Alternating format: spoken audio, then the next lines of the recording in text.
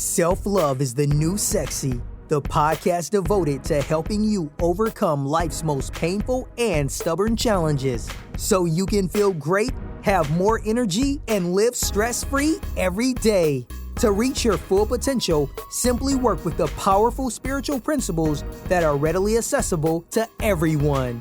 It's easier than you think, and on today's show, W. Mark Watts is going to show you how starting with self-love is the key to joyously and harmoniously making that happen.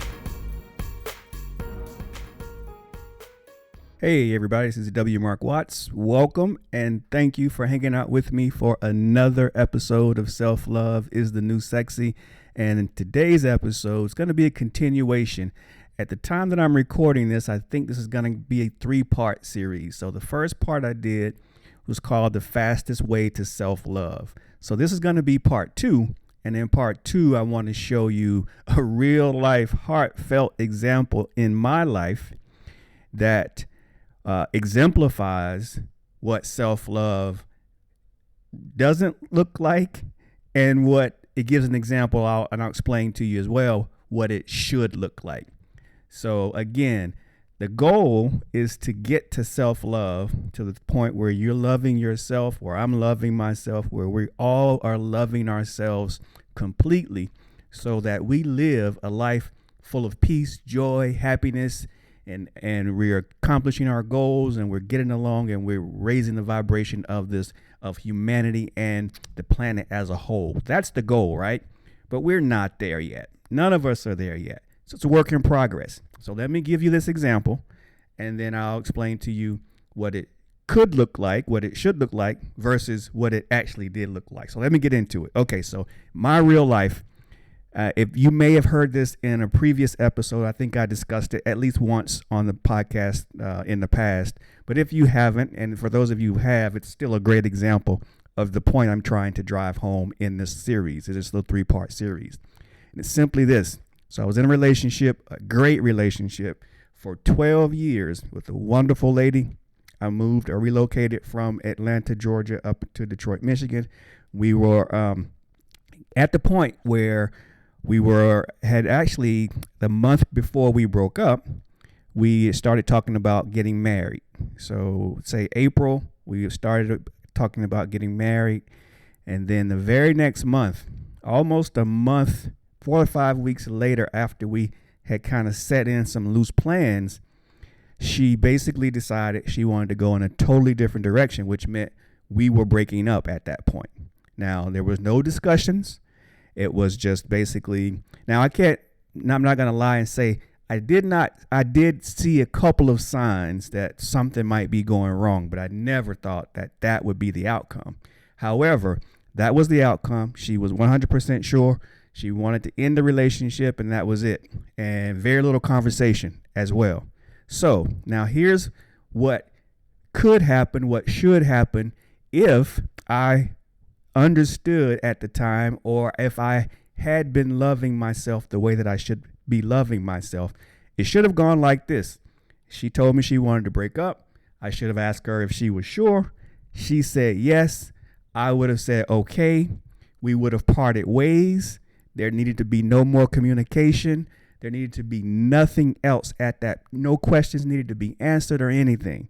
We just would have gone our separate ways, moved on with our lives, and everything would have been beautiful, right?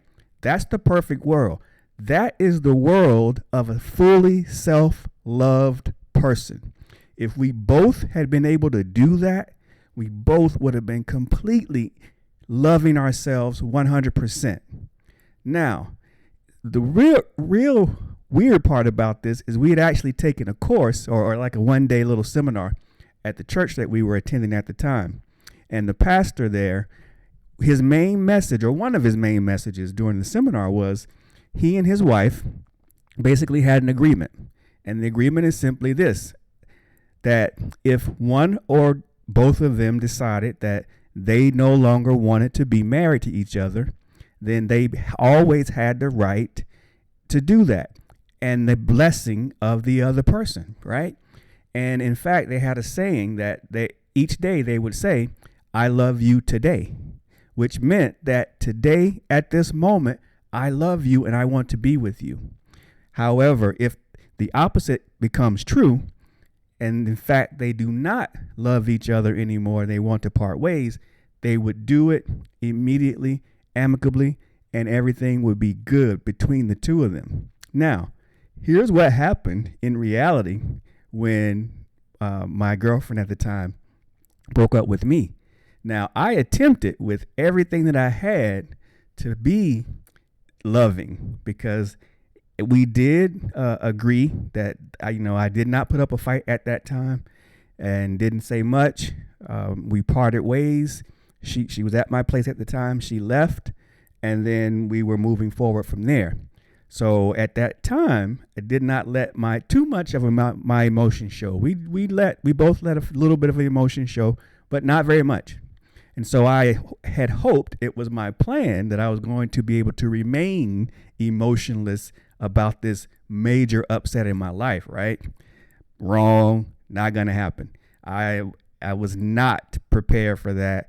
I was not in a strong relationship with God, source, universe, which meant I had a lot more self-love to do on myself, because not only did I feel horrible, I cried, I was, I won't say I was depressed, but I was very sad, upset, wanted answers, all the whole 9 yards. And, it made it even worse that she didn't want to talk, or she was not talking, which meant that I was not going to get any answers. So now that was and is the fastest way to self-love. Why? Because that event, when it happened in my life, that hurt so much. I felt so bad. I felt so down and upset because I was not in complete alignment with God. Because if I were, I would have been able to do what the preacher had insinuated or talked about in the seminar, is if my partner wants to move on and does not want to be in a relationship with me anymore, I would be totally fine with that. Now, that's not to say that, of course, we're all human, right? You're going to have some feelings. So I'm not saying don't have any feelings or you shouldn't have any feelings. What I'm saying is it should not linger on. There should not need to be a huge debate. There actually doesn't need to be any additional conversations about it at all. You should be able to release that person. They should be able to release you. You should be able to go your separate ways and live your life peacefully, because everything in your life is already in a good place. If everything in your life is already solid, your foundation is solid, your relationships are great, you know that you're okay, then you're going to be okay with whatever happens in your life. But events highlight the places where you need to love yourself more. And relationships, especially where it's relating to issues of abandonment, codependency, and things like that, self-esteem, self-worth, those things become highlighted when major events in your life occur. So why is that one of the fastest ways to self-love? Is because it rings a red alarm, loud alarm, red bells go off. They go off because the way you can tell is how much pain you're in and how out of balance you get when something happens in your life. So that in and of itself tells me, whoo, man, I got a lot of work to do. Now, I didn't know it right at that time, but a little bit after that, as I continued to get coaching and get better understanding and become more self-aware, I realized exactly what it was. What happened, that event told me that my relationship was not in concert. I was not aligned with God's source universe. Therefore, I felt so many different ways about something that had happened, when in actuality, it didn't affect how my life was going to proceed at all. My life was actually fine and is fine, right? But I wasn't able to see it at that moment. And for some time thereafter, I was not able to see that. I was just mired in, questions and hurt, pain, anger, just not understanding how that could happen. You name it. the normal types of things that we think or ways we think relationships should end. That's where I was. Now, I'm no longer there in that space anymore because, again, my relationship has become more aligned with God, so that now I understand that everything's okay.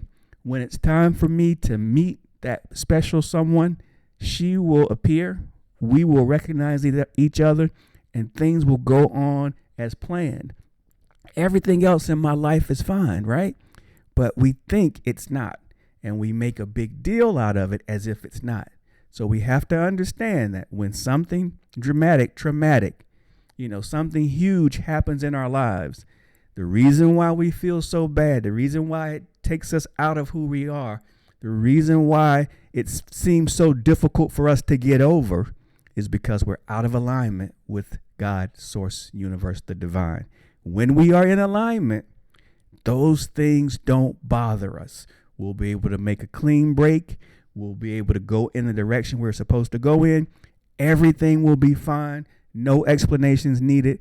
And we'll just, life goes on. That's the perfect scenario. That's where we have to get to. Now that I've been through that situation before, I can tell you I'm much stronger now. I'm much more in alignment. I have a much better understanding of what self-love means, what traumatic events mean when they occur in your life. And therefore now I have a plan. I know how to approach those things when they happen in my life. So I just wanted to give you an example of, a real event, dramatic event that happened in my life and how I handled it and felt about it versus what it actually could be and should be in a perfect world. Now, we're never going to be perfect. That's not the goal. The goal is to get to a point where we're so aligned with God, where we already know we're whole, so that when something happens, we can take it, we can roll with it, and we can keep on moving on our great path, on this great journey called life that we have set before us.